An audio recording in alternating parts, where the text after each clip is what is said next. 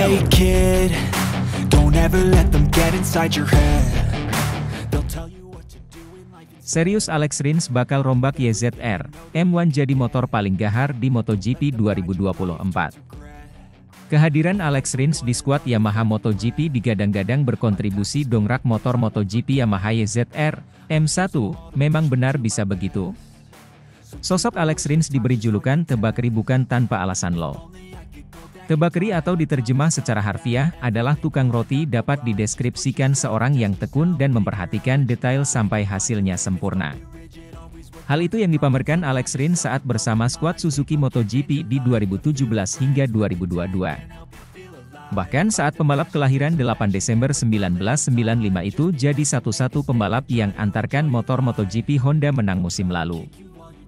Gara-gara kemenangan itulah Honda pabrikan tidak mendapatkan hak konsesi di MotoGP 2024. Untungnya FIM dan Dorna Sports mengubah regulasi hak konsesi MotoGP 2024 dengan tujuan membuat motor MotoGP pabrikan Jepang bisa kembali bersaing dengan Eropa. Memang sebegitu pentingnya Alex Rins direkrut Yamaha pabrikan demi mendongkrak motor Yamaha M1 di MotoGP 2024. Fakta hanya ada pembalap Alex Rins yang tersedia di bursa transfer saat itu, ditambah Yamaha pabrikan hanya satu-satunya skuad MotoGP yang berkompetisi. Tidak seperti skuad MotoGP pabrikan lain yang menurunkan skuad pabrikan dan satelit. Alex Rins sudah terbiasa menjalani peran sebagai pembalap andalan sekaligus pengembang.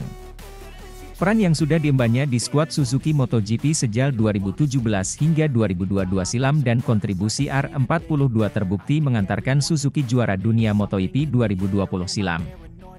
Alex Rins juga terbukti kenal betul karakter motor MotoGP konfigurasi inline 4 sebagaimana dengan motor MotoGP Yamaha YZR M1 musim ini. Apalagi terhitung Suzuki pabrikan cabut dari MotoGP, motor MotoGP Yamaha YZR M1 menjadi satu-satunya motor konfigurasi inline 4 di MotoGP sejak 2023 silam. Kemampuan Alex Rins sebagai pembalap reguler dan pengembang serta pengalaman lama dengan motor MotoGP konfigurasi inline 4 mampu meningkatkan Yamaha M1 musim ini. Apalagi kelemahan saat Alex Rins di Suzuki pabrikan dulu minim eksplorasi dan riset aerodinamika jadi kendala.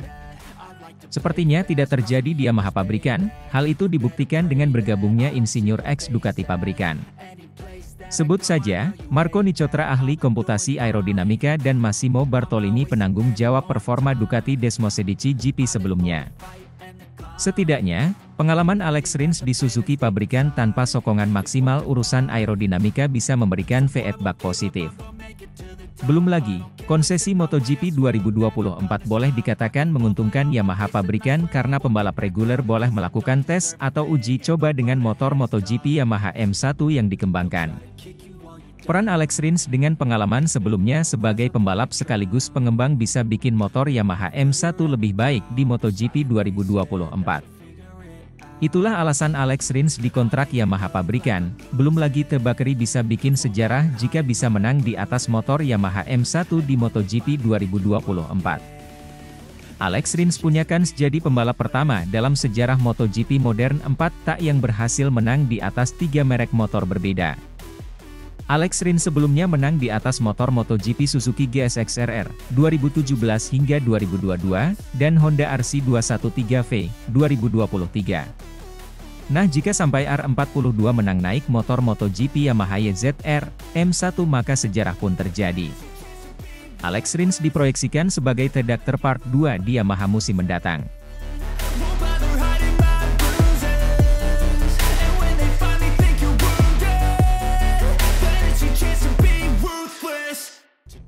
Laporan Quartararo usai tes pramusim MotoGP 2024. YZR M1 makin brutal. Tim balap Monster Energy Yamaha menyelesaikan tes resmi pertama MotoGP 2024 di sirkuit internasional Sepang, Malaysia, Kamis, 8 Februari 2024, dengan baik. Fabio Quartararo dan Alex Rins menyelesaikan 3 hari pengujian, di mana masing-masing menduduki peringkat ke-11 dan 16 klasemen secara keseluruhan. Sesi 8 jam ketiga berturut yang dilaksanakan, sangat penting untuk mengumpulkan beberapa data akhir sehubungan dengan adanya penyesuaian yang baru. Pebalap pabrikan Yamaha itu akhirnya menempati posisi ke-11 dan ke-15 masing-masing dalam Team Measures hari ini dan ke-11 dan ke-16 dalam hasil tes MotoGP secara keseluruhan. Quartararo melakukan putaran sebanyak mungkin untuk memastikan pengembangan lebih lanjut dari YZR M1 2024 supaya lebih baik di tes berikutnya. Quartararo menyelesaikan 56 lap dan pada akhirnya menyetujui mesin baru, aerodinamis, dan perangkat peluncuran serta mencatat kecepatan balapan yang positif. Waktu terbaiknya pada hari ketiga ialah 1 menit 57,525 detik yang dibukukan pada lap 12, membuatnya menyelesaikan tes di posisi ke-11 terbaik. Semua berjalan positif. Kami masih perlu meningkatkan kecepatan kami, jadi mudah-mudahan kami bisa mengambil langkah maju, ujar dia dikutip laman resmi Yamaha Racing, Jumat kemarin. Mesin 2024 lebih baik, aerodinamis juga lebih baik, tapi kami kehilangan cengkeraman elektronik. Dengan kinerja ini saya pikir kita selangkah demi selangkah semakin dekat ke puncak, lanjut dia. Quartararo pun menyatakan bahwa targetnya dalam laga tes dapat menduduki 2 baris pertama di kualifikasi. Sementara Rins menggunakan hari terakhir tes di Sepang untuk memberikan penilaian penuh atas berbagai item pengujian yang dibawa oleh Yamaha. Fokus penuhnya adalah menyiapkan motor untuk musim 2024 dan mengumpulkan data sebanyak mungkin. Lap tercepatnya adalah 1 menit 57,879 detik, yang dicatat pada lap 13/52, yang membuatnya menyelesaikan tes Sepang di posisi ke-15 pada peringkat hari ketiga dan di posisi ke-16 dalam hasil. Gabungan, 1 menit 197 detik dari puncak. Saya cukup senang karena kami melakukan pekerjaan pengujian dengan baik sejauh ini, kata Rins. Memang benar kami masih mengerjakan setup dalam hal memperbaiki konfigurasi motor. Saya sedikit kesulitan untuk menghentikan motornya. Dan ban belakang sedikit terangkat. Kami kehilangan sedikit waktu di area itu, tambah dia.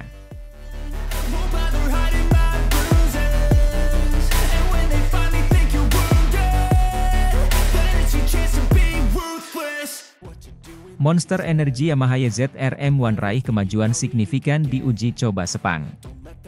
Pembalap Monster Energy Yamaha, Fabio Quartararo dan Alex Rins, bersatu hati menyatakan bahwa motor YZR M1 menunjukkan peningkatan yang signifikan secara teknis, khususnya dalam hal aerodinamika, setelah menyelesaikan uji coba hari terakhir di sirkuit internasional Sepang, Malaysia, pada Kamis 8 Februari. Dalam keterangan resmi tim, Quartararo menyatakan, mesin untuk motor 2024 lebih baik, aerodinamis juga lebih baik, tapi cengkeraman elektroniknya hilang. Tapi saya pikir, selangkah demi selangkah, kamu akan semakin dekat ke puncak. Pembalap asal Prancis itu optimis bahwa peningkatan ini dapat membawanya lebih dekat pada target pribadinya untuk berada di 2 baris pertama pada kualifikasi musim ini. Sementara itu, Alex Rins menekankan bahwa uji coba terkait pengaturan teknis sangat membantu memperbaiki konfigurasi motor. Meskipun menilai kinerja aerodinamika baik, Rins mengaku menghadapi kesulitan menghentikan motor dan ban belakang sedikit terangkat. Tapi bagaimanapun, saya cukup senang dengan pekerjaan yang telah diselesaikan. Kami mengumpulkan cukup banyak data, jadi mari kita lihat apakah kami bisa terus seperti ini dan terus meningkatkannya, kata Rins yang mencatat waktu tercepat di hari ketiga. Sementara itu, Direktur Tim Monster Energy Yamaha, Massimo Meregalli, menambahkan bahwa progres di sisi aerodinamika dan mesin menjadi fokus utama tim. Tim juga memperkenalkan perangkat start belakang baru yang mendapat dukungan positif dari semua pembalap. Meskipun menyadari adanya ruang untuk perbaikan, tim yakin masih memiliki waktu selama pramusim untuk menyempurnakan performa mereka. Semua item baru telah disetujui oleh semua pembalap dan ini adalah pertanda baik karena pekerjaan yang kami lakukan telah dilakukan dengan benar, ujar Meregalli. Dalam hal kecepatan balapan, kami rasa kami telah melakukan peningkatan karena kami juga dapat melihat bahwa motornya sedikit lebih cepat. Aerodinamikanya membantu pengendara saat berbelok dan perangkat start membuat pengendara lebih sedikit melakukan wheelie dan lebih banyak akselerasi, tambahnya dengan optimisme.